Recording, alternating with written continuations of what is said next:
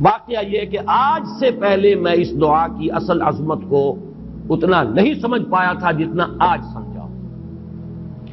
یہ جو عظیم دعا ہے جس میں اتنی لجاجت، اتنی ہیوملٹی حضور نے اختیار کی ہے جس سے آگا کا سوال نہیں۔ اللہم انی عبدک وابن عبدک وابن امتک،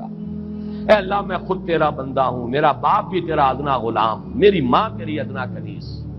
فی قبضتک، میرا پورا وجود تیرے قبضہ قدرت میں ہے، تیرے ہی اختیار میں ہے، فی قبضتک ماض فی حکمک،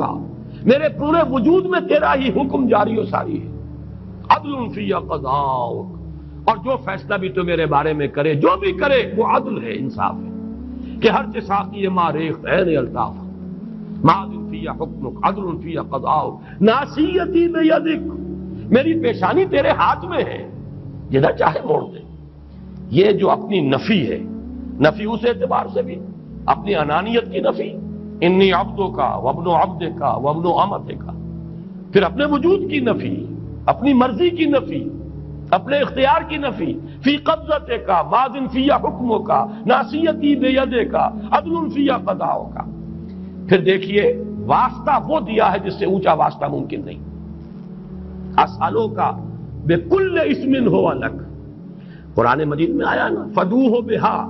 وللہ الاسماء الحسنی فدوہ بہا، اچھے نام اللہ کے ہیں، اس کو پکارا کرو ان ناموں کے حوالے سے۔ اب نام کہاں سے جمع کریں سارے؟ ایک میں اسألوک بکل اسم ہو لک، جو بھی تیرے نام ہیں، سمیت بہ نفسک، جن سے تو نے خود اپنے آپ کو موسوم کیا، او علمتہ احدا من خلقک، یا تو نے اپنی مخلوق میں سے کسی کو وہ نام سکھایا، او انزلتہ فی کتابک، یا وہ نام تو نے اپنی کسی کتاب میں نازل کیا،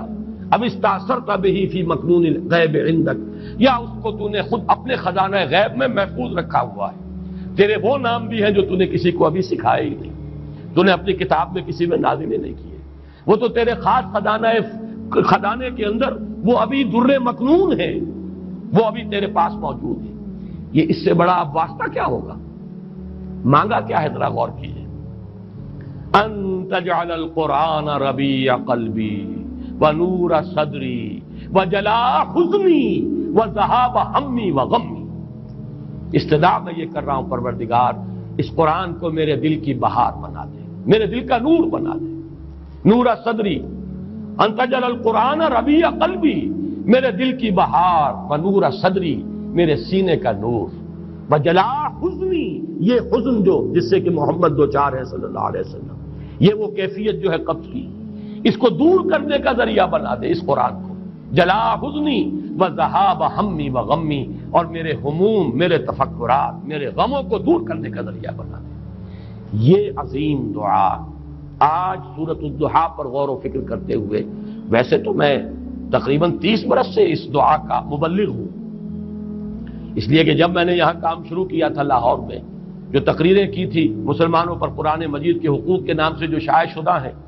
اس پمفلٹ کے آخر میں نے یہ دعا درج کی ہے۔ یہ اصل میں کچھ مختلف احادیث میں ٹکڑے آئے ہیں، کہیں کوئی ایک ٹکڑا کم ہے، کہیں دوسرا کم ہے، میں نے بڑی تحقیق کر کے تمام روایتوں کو جمع کر کے پھر اس کو مرتب کیا ہے، اور وہ بڑی خوبصورت میں نے اس کی سیٹنگ کی ہے، اور وہ اس کتابچے کے آخر میں ہے۔ اللہم انی عبدک وابن عبدک وابن امتک فی قبضتک ناصیتی بیدک ماض فی حکمک عدل فی قضاؤک، اسألک بکل اسم هو لک سمیت بہ نفسک او علمتہ احدا من خلقک او انزلتہ فی کتابک او استاثرت بہ فی مکنون الغیب عندک ان تجعل القرآن ربیع قلبی ونور صدری وجلاء حزنی وذہاب ہمی وغمی۔ یہ وہ کیفیت ہے، اور وہ قرآن جو اس کیفیت میں سب سے زیادہ